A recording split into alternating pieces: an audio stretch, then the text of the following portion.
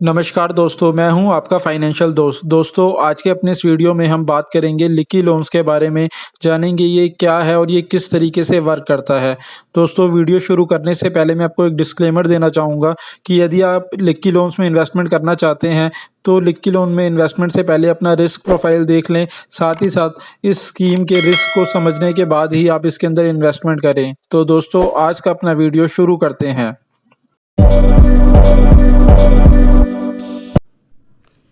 P2P platform, पहले इसके बारे में थोड़ा सा समझते हैं क्या होता है और ये किस तरीके से काम करता है। P2P प्लेटफॉर्म एक इन्वेस्टमेंट प्लेटफॉर्म होता है जहाँ पर दो तरीके के लोग अपने आप को रजिस्टर करते हैं। पहले वह लोग जो अपना पैसा इन्वेस्टमेंट करना चाहते हैं और दूसरे वह लोग होते हैं जो यहाँ से लोन लेना चाहते हैं।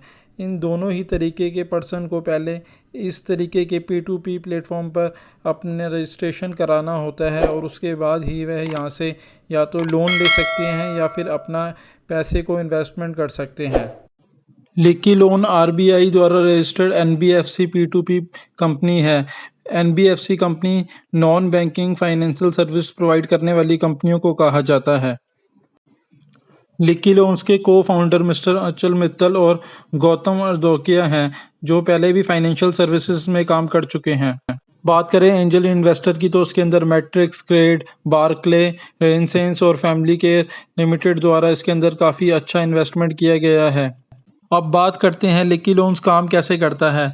लिकी लोन्स में जब भी कोई व्यक्ति अपना पैसा इन्वेस्टमेंट करता है तो लिकी लोन उसे आगे लोन पर देते हैं, पर लोन पर उन्हीं लोगों को दिया जाता है जिनका सिबिल स्कोर 700 या उससे ऊपर होता है। यानी जिनका भी क्रेडिट स्कोर अच्छा होता है, केवल उन्हीं लोगों को लोन दिया जाता है और वह भी लिमिटेड सर्विस के लिए दिया जाता है, हर एक सर्विस के लिए नहीं दिया जाता।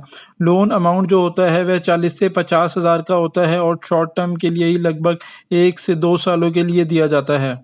लिकी लोन भी काफ़ी हद तक म्यूचुअल फंड की तरह ही काम करता है। जिस तरीके से आप म्यूचुअल फंड में इन्वेस्टमेंट करते हैं तो आपका पैसा 30 से 40 कंपनियों में डिवाइड कर कर इन्वेस्ट किया जाता है। उसी तरीके से लिकी लोन्स में भी जब कोई व्यक्ति अपना पैसा इन्वेस्टमेंट करता है और उसका पैसा आगे लोन के लिए डिस्ट्रीब्यूट किया जाता है तो उनका पैसा 150 से 200 लोगों के अंदर डिवाइड करके दिया जाता है जिनका क्रेडिट स्कोर अच्छा होता है, 700 या उससे ऊपर का होता है। तो इस तरीके से इसके अंदर आपका रिस्क भी काफ़ी हद तक कम हो जाता है। इसमें लोन के रूप में जो अमाउंट दिया जाता है वह चुनिंदा सर्विसेज के लिए दिया जाता है, जैसे एजुकेशनल के लिए, होम फाइनेंस के लिए, होम केयर डेकोरेटर के लिए या हेल्थ सेक्टर के अंदर आपको जैसे कोई सर्विस लेनी हो उसी के लिए केवल इसके अंदर लोन प्रोवाइड किया जाता है, जो कि ज़ीरो कॉस्ट यानी नो कॉस्ट EMI पे दिया जाता है, जिसके लिए कोई भी एडिशनल चार्ज नहीं लिया जाता। जैसे कि आप डॉक्टर बत्रा से अपना ट्रीटमेंट कराते हैं, लाइफ सेल से कराते हैं या एजुकेशन में अपग्रेड से आपको एजुकेशन का कोर्स करना है उसके लिए आप लेते हैं।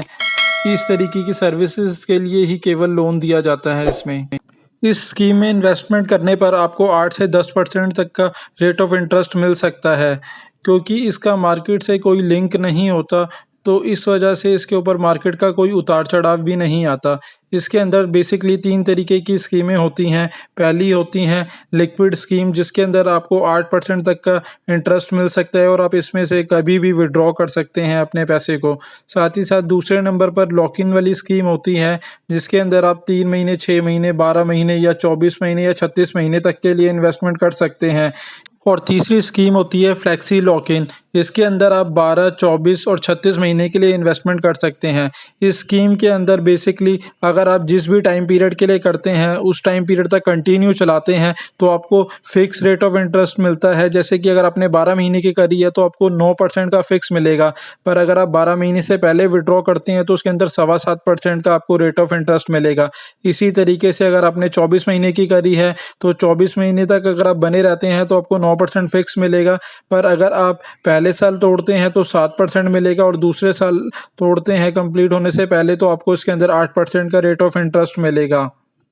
बात करें लिकी लोन्स में इन्वेस्टमेंट की तो उसके अंदर मिनिमम इन्वेस्टमेंट 10,000 रुपये से आप कर सकते हैं और मैक्सिमम आप 50 लाख रुपए तक इसके अंदर इन्वेस्टमेंट कर सकते हैं एक पैन कार्ड के ऊपर।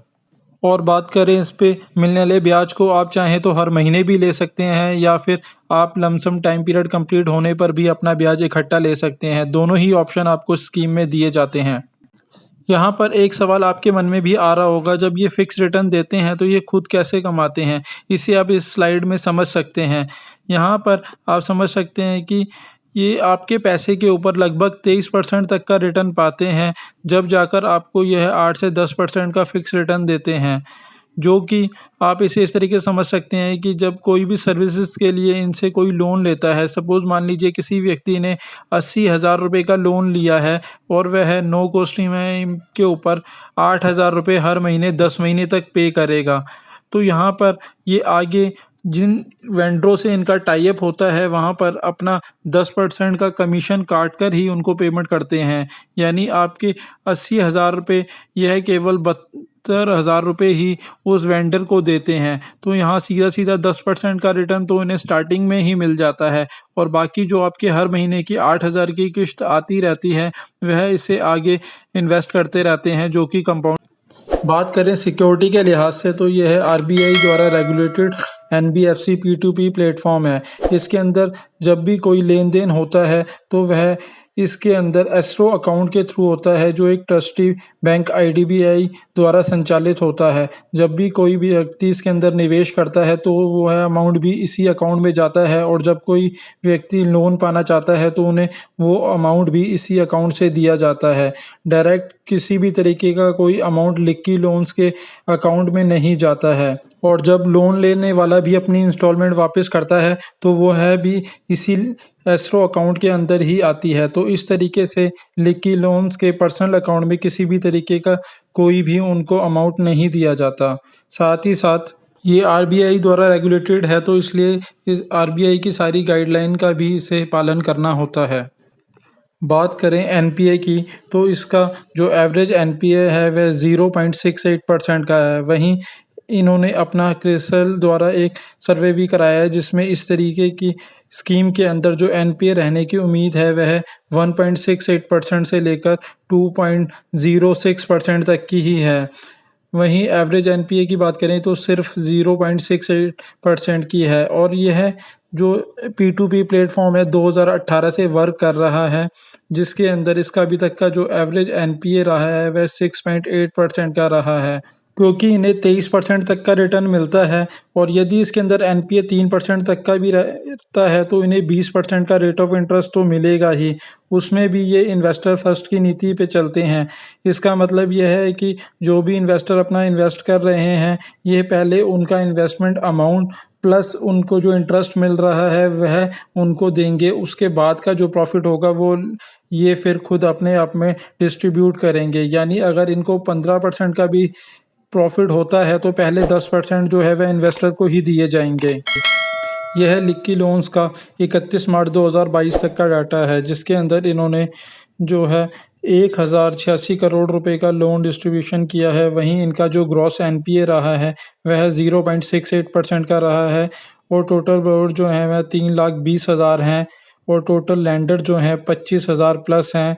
वहीं पिछले 6 महीनों में 90% बंदों ने अपनी एफडीज़ के अंदर रिन्यू करी है, और इसके अंदर जो एवरेज रिटर्न रहता है वह 23% तक का रहता है।